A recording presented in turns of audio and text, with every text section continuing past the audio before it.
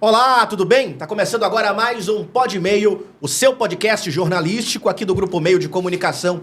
Eu sou Helder Felipe e o tema de hoje é trânsito.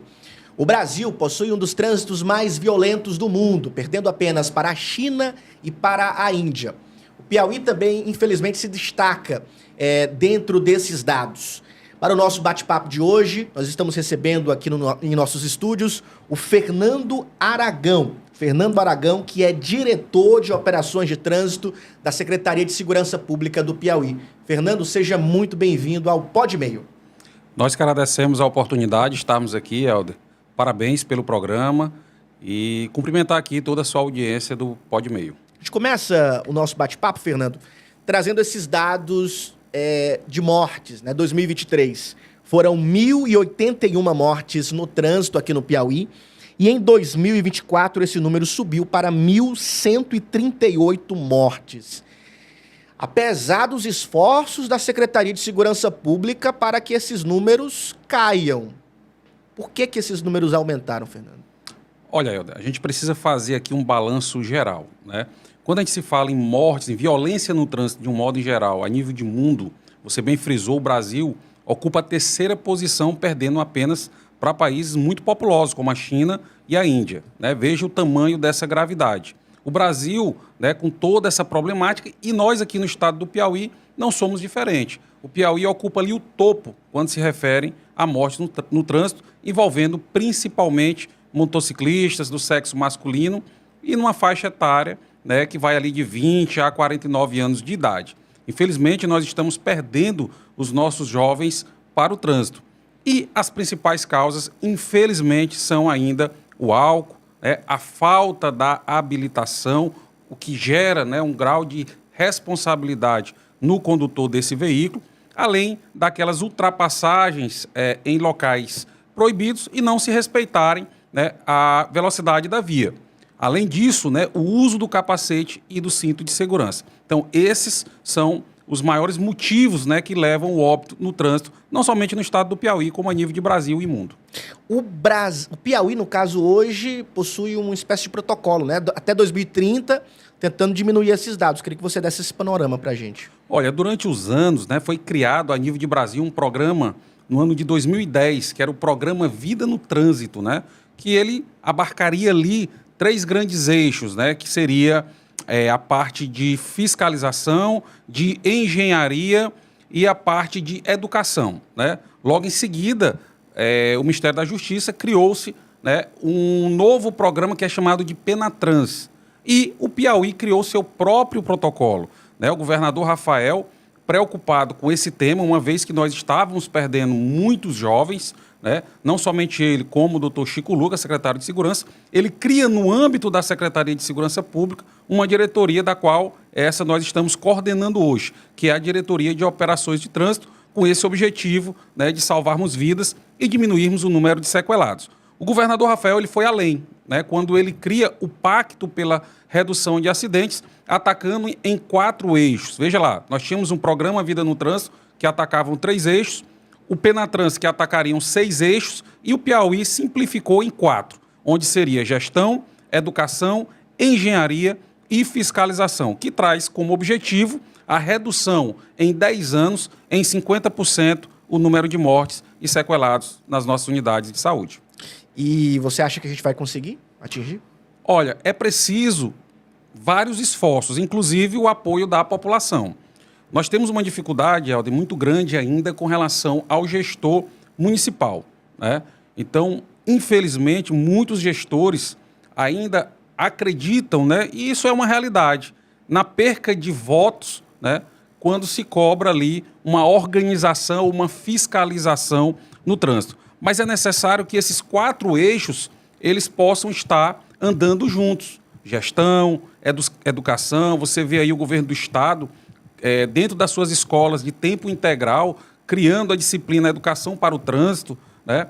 E dentro da nossa pasta, que é a fiscalização, nós nos comprometemos em capacitar, em doutrinar os nossos policiais, sejam militares, sejam civis ou do Corpo de Bombeiros, a estarem, né, voltado, né, com essa fiscalização maior do trânsito. Lógico, com todo um respeito, levando sempre, né, a educação acima de tudo, mas precisamos fiscalizar. E esse foi o nosso compromisso, capacitar mais os nossos policiais, mas fiscalizar também. Nós temos poucos municípios com trânsito municipalizado, né? Dos 224, são quantos, Fernando? Apenas 12 são municipalizados, pra você ver. Apenas 12, então. 12. Isso seria um reflexo político das decisões. No caso, eles acreditam que a responsabilidade é apenas do Estado e não querem assumir essa responsabilidade? Não, infelizmente, é aquilo que nós acabamos de falar, né? Alguns gestores entendem que fiscalizar gera uma perca de voto. Infelizmente, é isso, né? Recentemente, nós estivemos aqui numa cidade no norte do estado do Piauí, onde algumas pessoas nos procuraram para fazermos vídeos trazendo a responsabilidade para a Secretaria de Segurança e tirando essa responsabilidade do gestor municipal, preocupados, né, com a imagem do prefeito. Com a imagem do prefeito, né? Mas essas pessoas, elas precisam entender que elas fazem parte desse processo. A falta do capacete, Helder, a falta do cinto de segurança é uma das maiores causas de morte no trânsito. Então, o que nós fazemos quando nós realizamos as nossas operações de trânsito é dizer, se você não utilizar esse capacete, você vai perder a sua vida. Se você não utilizar o cinto de segurança, nós cobramos o emplacamento, uma vez que hoje a Secretaria de Segurança Pública ela está voltada mais ao combate do crime no trânsito. Não é nem a parte administrativa, porque isso cabe ao Detran, né? Então, hoje, a nossa preocupação é combater o crime. E costumamos dizer que o crime passa pelo trânsito. Quando nós estamos com as nossas equipes nas ruas, em blitz, em operações de trânsito, nós retiramos ali vários tipos de infratores. Entre eles, o homicida, o traficante, né? Aquele que está embriagado num veículo e pode tirar a vida de alguém, a dele ou de alguém que nada tem a ver com aquela situação. Então, quando nós estamos com as nossas operações nas vias, nós combatemos não somente os crimes de trânsito, mas todas as outras formas de crime. Olhando para o perfil do infrator, do criminoso, como você acabou de falar, que frequenta o trânsito porque é por onde ele pode ir para cometer um crime ou pode estar cometendo um crime. Olhando para toda essa situação, qual o perfil, Fernando, do infrator? Ele é jovem? Ele é principalmente o idoso? Ele é principalmente o adulto? Qual é o principal perfil? Ele utiliza mais o carro ou a moto? Queria que você traçasse para a gente esse perfil do principal infrator. Olha, quando se refere a crimes de trânsito, o estado do Piauí, nós já frisamos aqui, ele está ali no topo, né, dentro do Brasil, principalmente quando se envolve motociclistas. Então, o nosso estado é um estado, infelizmente, ainda de pessoas de baixa renda, onde utilizam da motocicleta para ir trabalhar, utilizam da motocicleta para estudar, né? Então, os índices de acidentes ainda envolvem, em sua maior parte, motociclistas, entre eles os jovens. Nós realizamos um estudo recentemente na Secretaria de Segurança Pública que nos mostrou que 70% das pessoas, olhe lá, 70% das pessoas que morreram ou mataram no trânsito não possuíam CNH. 1/3 dessas pessoas estavam sob efeito de álcool. Então, quando as nossas operações, que hoje acontecem na modalidade integrada, hoje, quando nós realizamos as nossas operações de trânsito, nós inovamos no estado do Piauí, onde nós conseguimos realizar operações onde colocamos a Polícia Militar, Polícia Civil, Corpo de Bombeiros, todos juntos numa única operação, para que nós possamos não atingir apenas, né, os crimes de trânsito, mas o crime comum. E tem dado bastante certo. Mas, respondendo à sua pergunta, infelizmente, são jovens e motociclistas. Jovens consumindo álcool, andando de moto. Exatamente. E nós temos duas políticas públicas aqui no Piauí que vocês estão atuando de frente, né? Nós temos a Operação Rota Segura, a partir justamente desses dados, né? E nós temos também a Operação Rastreados. Eu queria que você falasse um pouco sobre essas duas operações e as suas principais vertentes. Olha, dentro das nossas operações, na verdade, as Blitz no início foi uma case de sucesso. Eu lembro que no ano de 2023, nós utilizamos Teresina como um projeto inicial, onde nós apertamos a fiscalização e nós tivemos uma redução de 19%, no número de mortes. Então, foi bem positivo. Em seguida, veio a operação que a Superintendência de Operações Integradas, coordenada pelo delegado Matheus Zanata, trabalha, que é a Operação Interditados, onde eles procuram atuar em 3 frentes, que no disparo em massa de intimações a pessoas que estão com celulares roubados, são as operações contra empresários que insistem em vender celulares com restrição e as blitz. Então, o Piauí começou a ir para o cenário nacional a partir do momento que, dentro das nossas blitz, nós começamos a recuperar, além de celulares, passamos a recuperar veículos. Então, nós estendemos aquele projeto que todos conhecem, que foi reconhecido nacionalmente, onde vários outros estados vieram ao Piauí buscar conhecimento sobre a Operação Interditados. A Superintendência de Operações Integradas, leva esse projeto para roubos e furtos de veículos e criamos a Operação Rastreados. Então, ela é uma operação bem parecida, onde nós atacamos em algumas frentes, que tem como objetivo nós diminuirmos o número de mortes, o número de roubos e furtos de veículos aqui no nosso estado.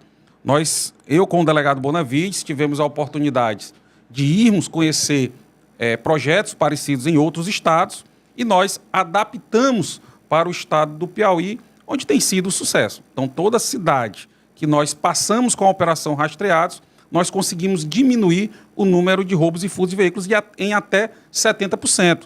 Então, veja aí. Então, foi um projeto que começou lá com os celulares, onde nós adaptamos para roubos e furtos de veículos e depois, diante desses estudos, nós criamos mais uma operação, que foi a Operação Rota Segura, que tem como objetivo frearmos o número de mortes do trânsito. Tem algumas coisas, Fernando, que a gente só sente quando a gente vê o cidadão comum falando sobre isso. Em rodas de amigo, eu percebi realmente que aqui em Teresina houve uma diminuição muito grande no número de pessoas que estavam alcoolizadas e estavam querendo andar no trânsito. Eu percebi isso conversando com muitas pessoas, andando também, produzindo reportagens. No interior é mais complicado você realizar essa fiscalização, Quando vocês chegam em municípios pequenos, muitos policiais, dá aquela operação grande, aquela impressão de operação mesmo chegando acima do crime. Qual a principal desculpa que eles dão? Momento da abordagem, não, eu só ia ali, na verdade a moto aqui não é minha. Queria que você contasse algumas dessas experiências. Muitos deles dizem que é uma questão cultural, se o meu colega não coloca a placa, se o meu pai não colocou a placa, eu também não vou colocar. Coloca a culpa no outro. Isso. Então, eles dizem que é uma questão cultural, que não sabia, que era necessário utilizar a placa, mas nós sabemos que talvez a pessoa mais leiga dentro de uma cidade, ele sabe que para você pilotar uma motocicleta, ele precisa fazer uso do capacete, Ele precisa estar com aquela motocicleta em dias, emplacada, até porque, como nós casamos a Operação Rota Segura com a Operação Rastreados, para mim poder recuperar um veículo, eu preciso que esse veículo ele esteja legalizado, emplacado, até para mim poder encontrar o legítimo proprietário. Porque qual o objetivo dessas operações? É recuperarmos veículos e devolvermos aos seus legítimos proprietários. Essa sempre foi a preocupação do secretário de Segurança, foi que esses bens chegassem novamente aos seus legítimos proprietários. Não adianta eu realizar uma operação, recuperar vários veículos e esses veículos estarem no pátio de uma delegacia. Eles precisam ser devolvidos aos seus legítimos proprietários. Mas, para isso, as pessoas precisam estar com seu veículo legalizado. Eu lembro que o governador realizou no ano passado, no ano de 2023, ele sancionou uma lei 7.955 com o objetivo de isentar aquelas pessoas de baixa renda que possuem uma motocicleta de até 170 cilindradas. Ele deu isenção total a essas pessoas e deu 90% de desconto para aquelas pessoas que tinham algum tipo de atraso de débito. Então, foi uma chance muito boa para as pessoas regularizarem seus veículos. E isso perdurou pelo ano de 2024. Tinha pessoas que regularizavam seus veículos com R$50. Então, essa era a preocupação do governador, que nós tivéssemos esses veículos regularizados, para que nós pudéssemos recuperá-los, mas, acima de tudo, a grande preocupação é, sem sombra de dúvidas, salvarmos vidas e diminuirmos o número de sequelados. Fernando, a fiscalização, ela se mostra realmente muito importante. Mas você não acha um pouco que a legislação ela é falha nesse assunto aqui no Brasil? Porque, por exemplo, nós tivemos no ano passado ainda, no final do ano passado, o caso do João Henrique, estudante de Direito, que infelizmente atropelou e matou um casal em uma principal avenida aqui de Teresina. E outras tantas mortes, que a gente entra em qualquer site hoje, percebe a quantidade de acidentes com mortes. A legislação, ela não é também um pouco falha nesse assunto? Eu costumo dizer que o legislador pecou com relação às penas nos crimes de trânsito. Se você pegar o Código de Trânsito Brasileiro, ele traz ali, a partir do artigo 302, os crimes de trânsito, né? Na sua maioria, ele traz como pena detenção de 6 meses a 1 ano. Então, são crimes onde as pessoas não vão ficar presas, né? Vão fazer um acordo e vão ficar soltas, continuando a cometer crimes no trânsito, onde muitas vezes se leva à morte, como foi o caso dessa família, né, que teve um casal, né, que morreu nesse acidente de trânsito, né? Precisamos apertar mais. E olhe que o Brasil adotou a tolerância zero com relação à embriaguez ao volante. Aqui no nosso país a tolerância é zero. Então, se você chegar a 0,04 de consumo de álcool e pegar a direção, você já entra numa medida administrativa. Se isso for até 0,33, 0,34, isso já é crime. Você é levado a uma central de flagrantes ou uma delegacia, no caso do interior, e você vai responder criminalmente. Então, veja lá. Mas, mesmo assim, as pessoas insistem. Helder, são mais de 1.000 pessoas presas no estado do Piauí por embriaguez ao volante. E sabemos que 1/3 das pessoas que perdem suas vidas, elas consumiram bebida alcoólica. Você falou sobre tolerância zero, né? E esses dias o delegado Matheus Zanato esteve aqui conosco, ele falou sobre tolerância zero no grau, repercutiu bastante aqui no Piauí. Como é que você vê também essa questão? Olha, é aquilo que a nossa diretoria, né, que é a Diretoria de Operações de Trânsito, ela está inserida dentro da Superintendência de Operações Integradas. Nós realizamos esse trabalho em conjunto com a Polícia Militar, a Polícia Civil e o Corpo de Bombeiros, e a determinação é tolerância zero ao crime do grau. Ele está tipificado ali no artigo 308. Então, não é o que nós queremos, é o que a lei diz. Então, nós vamos continuar apertando, né, esse tipo de crime, combatendo esse tipo de crime, e essas pessoas serão responsabilizadas criminalmente. Então, tolerância zero para o grau.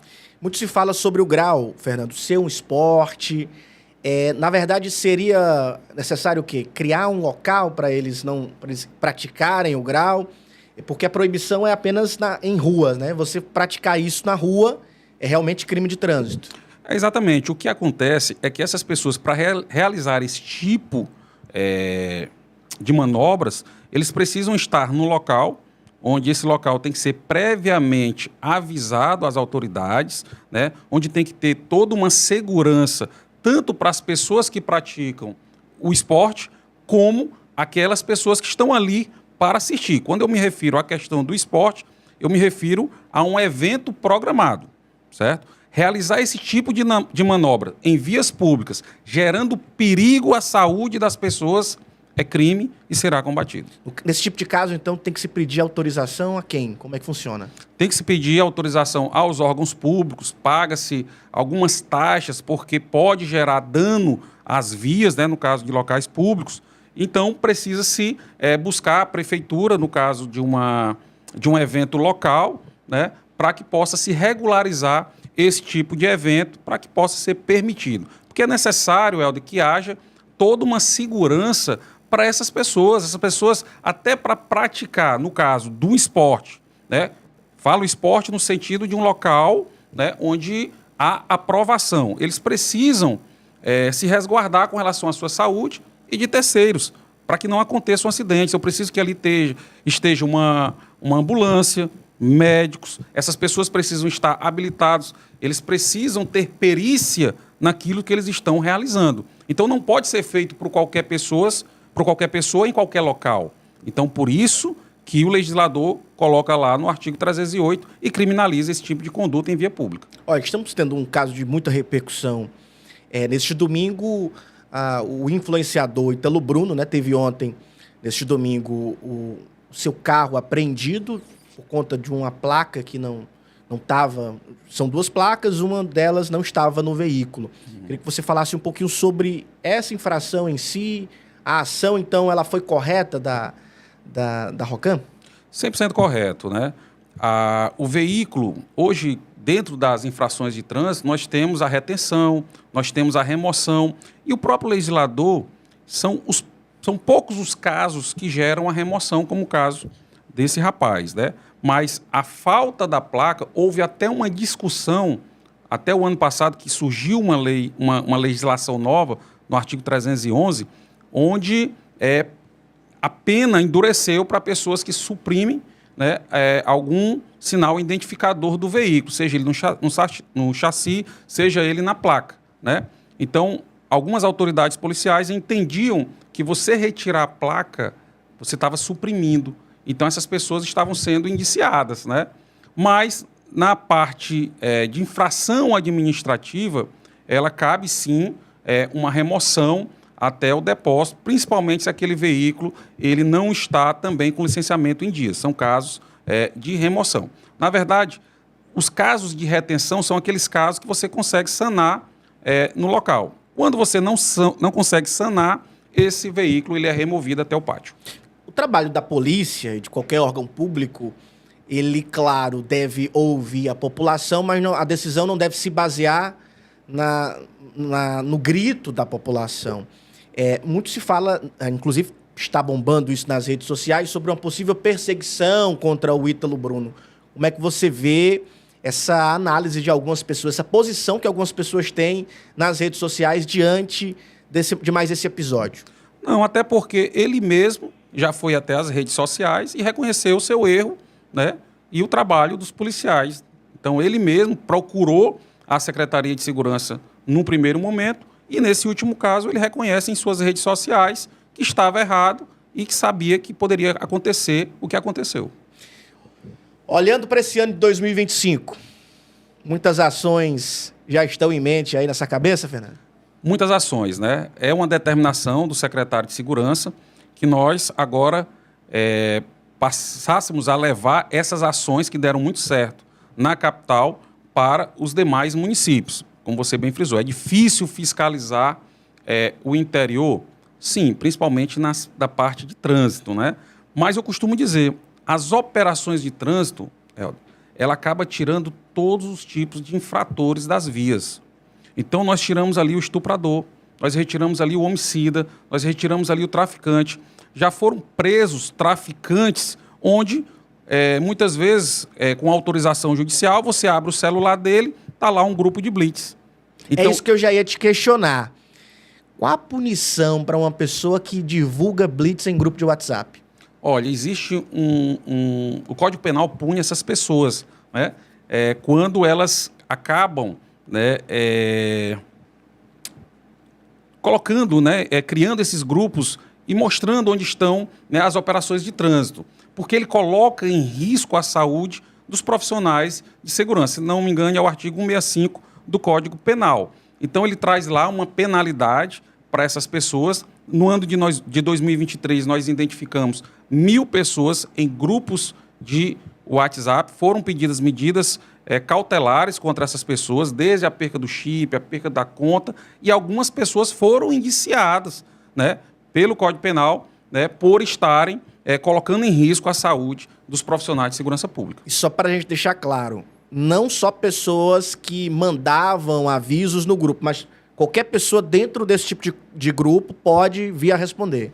Exatamente. Olha, eu costumo dizer que essas pessoas, quando elas fazem isso, elas estão jogando contra si mesmo. Teve um caso bem emblemático aqui, quando, em uma das nossas operações de trânsito, nós prendemos um homem foragido da justiça. esse homem estava com mandado de prisão em aberto, ele estava condenado a mais de 20 anos de reclusão, ele tinha mais de 3 homicídios, era um verdadeiro psicopata, né? Então, quando ele estava rondando tranquilamente aí nas nossas vias e conseguimos prendê-lo dentro de uma operação de trânsito. Do momento que esse homem foi preso até nós entregarmos ele à central de flagrantes, esse homem só falava em matar, né? Dizia que ia voltar a matar, queria, porque aquilo estava com ele. Então, veja o tipo de marginal que nós tiramos, né, das nossas vias. Então, esse é um trabalho bem positivo, Helder. Se as pessoas passarem a olhar com essa visão que as operações de trânsito, elas não estão ali apenas para emitir uma multa, isso é o que menos nos preocupa, né? A nossa preocupação maior é combater o crime, é fazer com que as pessoas vivam e não percam suas vidas pela falta de um capacete. É por isso que nós lançamos a Operação Rota Segura. Veja, a Operação Rota Segura, ela frisa principalmente o combate ao roubos e furto de veículos, a embriaguez ao volante, a única medida, o grau, né, rachas, e a única medida, a entrega de veículos a pessoas não habilitadas, porque é crime. Se você tem um veículo, entrega esse veículo a uma pessoa não habilitada, você está cometendo um crime, né? E a única medida administrativa é o capacete, porque eu quero salvar a vida dele, né? Então, veja que a nossa preocupação sempre foi salvarmos vidas e diminuirmos o número de sequelados nas nossas unidades de saúde. Helder, 3% do PIB mundial é gasto, né, com cirurgias, com tratamentos de pessoas que se envolveram em acidentes de trânsito. Então, veja aí, esses 3% poderia ser revertido para tratamento de outras doenças. O trânsito, ele perde apenas para 3 outras doenças, que é o câncer e problemas no coração. Então, é a terceira maior causa de mortes no mundo. Então, a gente precisa fazer com que as pessoas se conscientizem que elas fazem parte desse processo. Não basta o Estado educar, fiscalizar, mas eu preciso que as pessoas entendam que elas fazem parte desse processo e, se elas fizerem a parte dela, nós vamos sim, e eu digo com toda certeza, em menos de 10 anos, chegarmos ao nosso objetivo, que é a redução de 50% no número de mortes e de acidentes. E eu lhe garanto que em 2 anos nós já chegamos a 50% de diminuição no número de acidentes. Precisamos melhorar o número de mortes, porque, infelizmente, os acidentes estão ainda acontecendo, por mais que nós tenhamos conseguido diminuir, mas ainda estão sendo fatais. Então, a gente precisa fazer com que as pessoas entendam que elas fazem parte desse processo. E só o que nós queremos é que esses números diminuam cada vez mais. Fernando Aragão, muito obrigado pela sua participação. Espero que tenha gostado aqui do nosso Pod Meio. Com certeza. Nós que agradecemos, Helder, a oportunidade. Estamos à disposição na Secretaria de Segurança Pública. Parabenizar aqui aos nossos profissionais de segurança pública, policiais militares, civis, corpo de bombeiros, que eles realizam esse trabalho com tanta querência, né, para que nós possamos, sim, realmente ter um trânsito mais seguro, né, onde a gente possa diminuir consideravelmente o número de roubos e furtos de veículos e devolver esses bens àquelas pessoas que realmente tiveram seus bens aí furtados ou roubados. Então, essa é a nossa ideia e espero que o ano de 2025 nós tenhamos bastante sucesso nessas operações. Show! Seja sempre bem-vindo. Você de casa, muito obrigado por estar conosco. Se você gostou desse bate-papo, quer conferir outros, aproveita, se inscreve no nosso canal no YouTube, pesquisa no YouTube Pod Meio, se inscreve lá, ativa as notificações. Faz o seguinte também, segue as nossas redes sociais, @, Pod Meio, @TV Meio Oficial, @Rede Meio. Segue porque cortes do nosso bate-papo também são publicados nas redes, até mesmo antes do episódio ficar disponível completo lá no nosso YouTube. Então segue a gente pelas redes sociais. A gente se vê numa próxima aqui no Pod Meio.